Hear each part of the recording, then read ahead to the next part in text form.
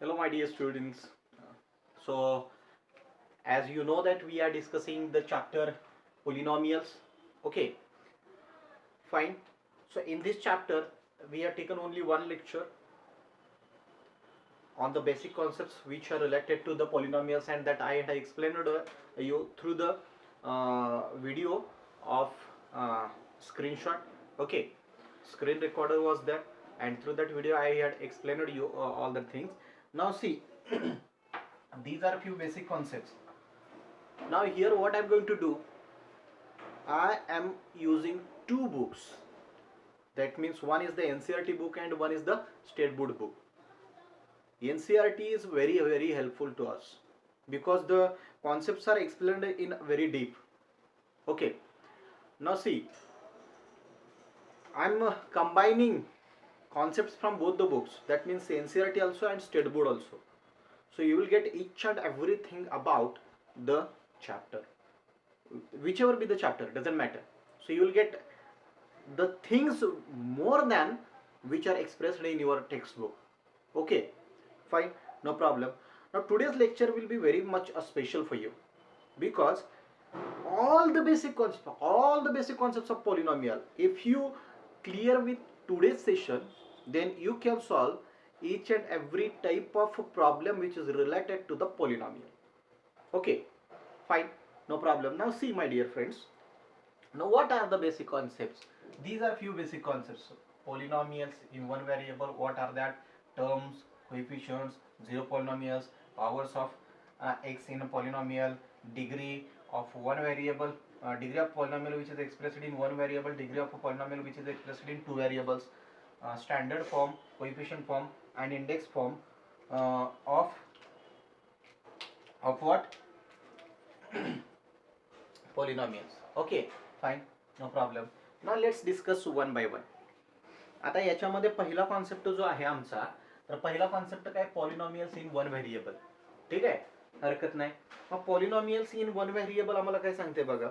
Polynomial म्हणजे आम्ही मागच्या वेळेला तुम्हाला सांगितलेलं होतं की polynomials is the combination of numbers and variables. It is the combination of numbers and variables.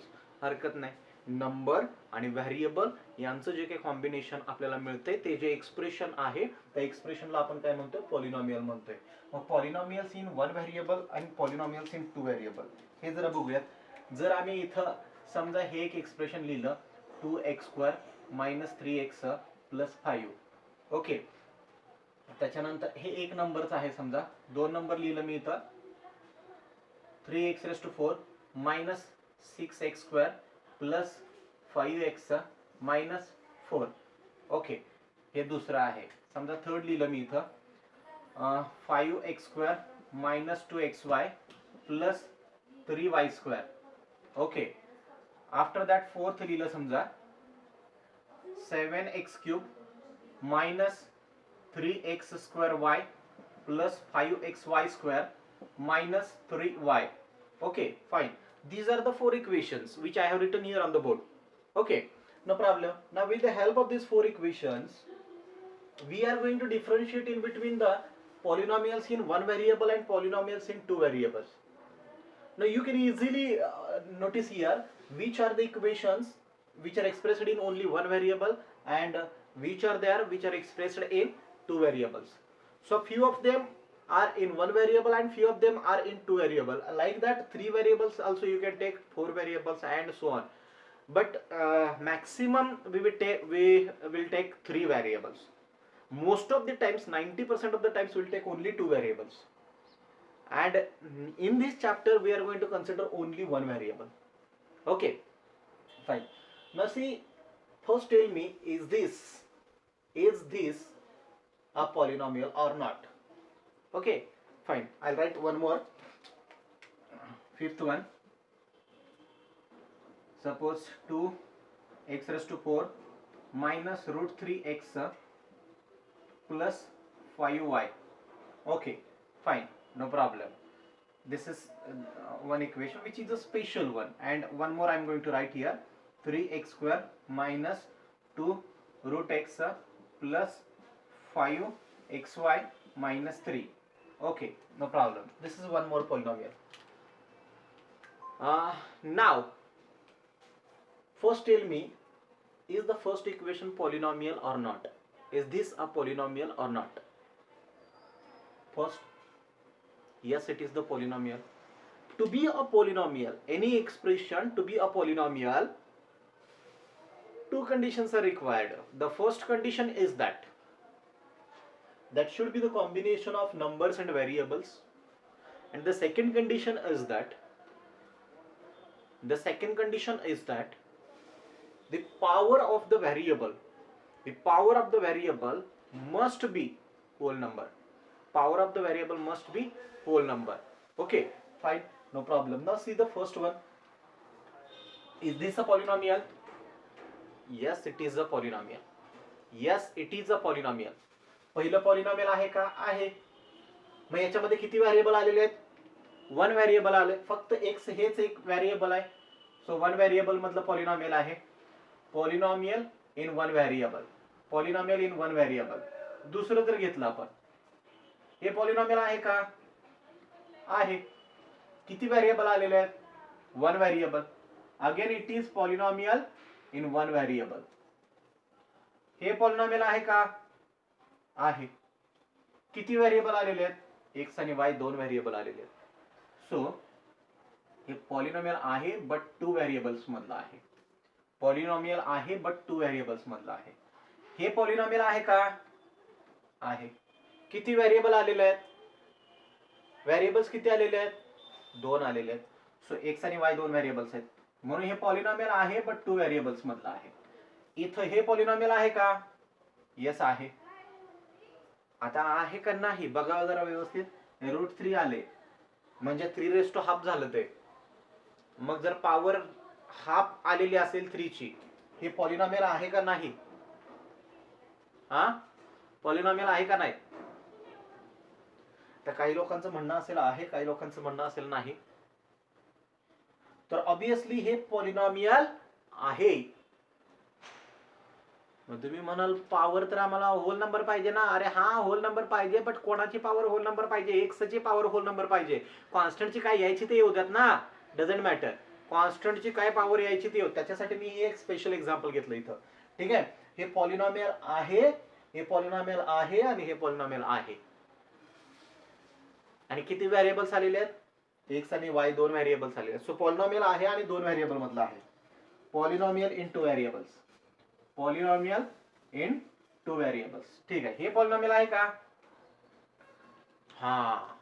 आता हे बघा, हे जरा प्रॉब्लेम देतं बरं का.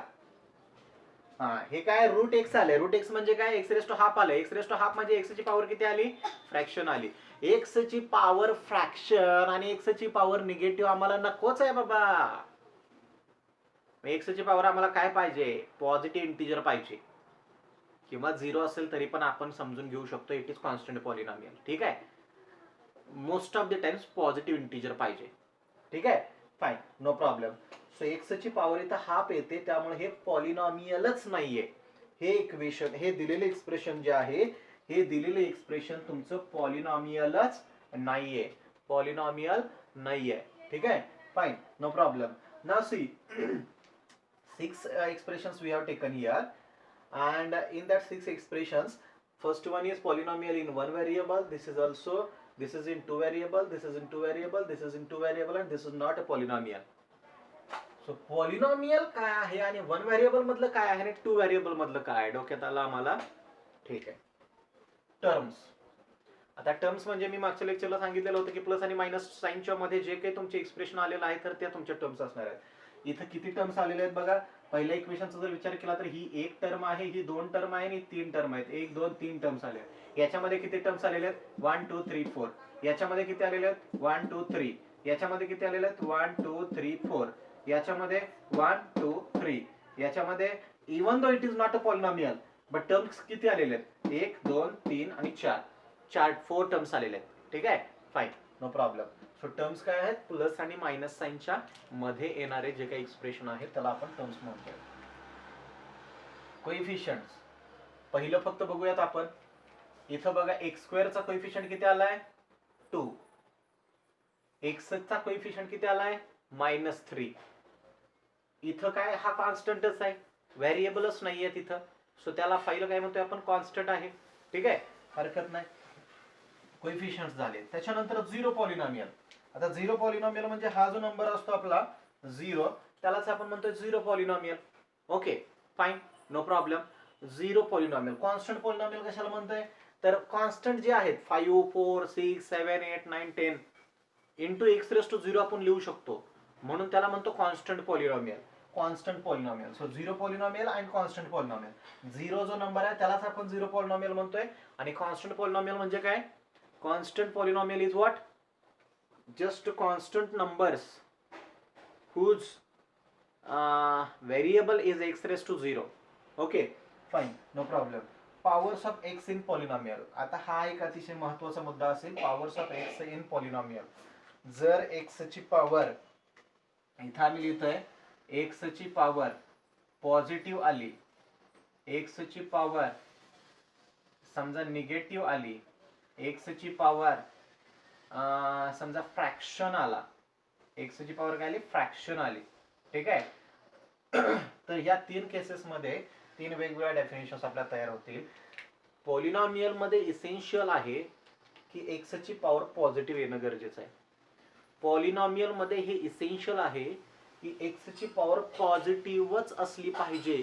The power of x must be positive in polynomial. If the power of x is negative, or if the power of x is in fraction, then that expression will not be of a polynomial. ते expression आपलं पॉलिनॉमियलचं असेल का बाळांनो, नाही, ते expression पॉलिनॉमियलचं नसेल. ठीक आहे. जर x ची पॉवर निगेटिव्ह किंवा फ्रॅक्शन आली तर ते पॉलिनॉमियल नसणार आहे. x ची पॉवर 0 आली तर यस आहे ते पॉलिनॉमियल. x ची पॉवर 0 आली तर आहे पॉलिनॉमियल. कसलं पॉलिनॉमियल म्हणतो आपण त्याला, कॉन्स्टंट पॉलिनॉमियल. Constant polynomial. ठीक आहे. So powers of x in polynomial, जर एक्स ची पॉवर पॉझिटिव्ह आली तर आणि तरच आम्ही काय म्हणतोय, एक्स ची पॉवर जर पॉझिटिव्ह आली तर आणि तरच ते पॉलिनॉमियल आहे. जर एक्स ची पॉवर निगेटिव्ह आली किंवा फ्रॅक्शन आली तर ते पॉलिनॉमियल नाहीये. ठीक आहे. डिग्री हा आणखी एक, हे खालचे तिन्ही पण खूप महत्वाचे आहेत. This one, first one, fifth one, sixth one and seventh one. Degree, degree of a polynomial. आता बघा, डिग्री ज्या वेळेला आपण फाइंड आउट करतो तर त्यावेळेला डिग्री फाइंड आउट करत असताना डिग्री ऑफ अ पॉलिनॉमियल याचा ज्या वेळेला आपण विचार करतोय तर त्यावेळेला मी सांगितलेलं होतं की आपलं जे काही एक्सप्रेशन आलेलं आहे, जे काही इक्वेशन आलेलं आहे, त्या इक्वेशन मध्ये जे काही व्हेरिएबल्स आलेले आहेत त्या व्हेरिएबल मध्ये एका टर्म मध्ये आलेले व्हेरिएबल, एका टर्म मध्ये आलेले व्हेरिएबल त्याची हायेस्ट पॉवर, टर्म मध्ये आलेल्या व्हेरिएबलची highest power, the highest power of the variables which are in a term. एका टर्म मध्ये आलेल्या व्हेरिएबलची हायेस्ट पॉवर. बघूया तिथं आणखी एक दोन इक्वेशन मी इथं ऍड करतो याच्यामध्ये. ठीक आहे. किंवा याच्यामध्येच थोडस काय करतो, चला हे 5 आहे, नो प्रॉब्लेम. सपोज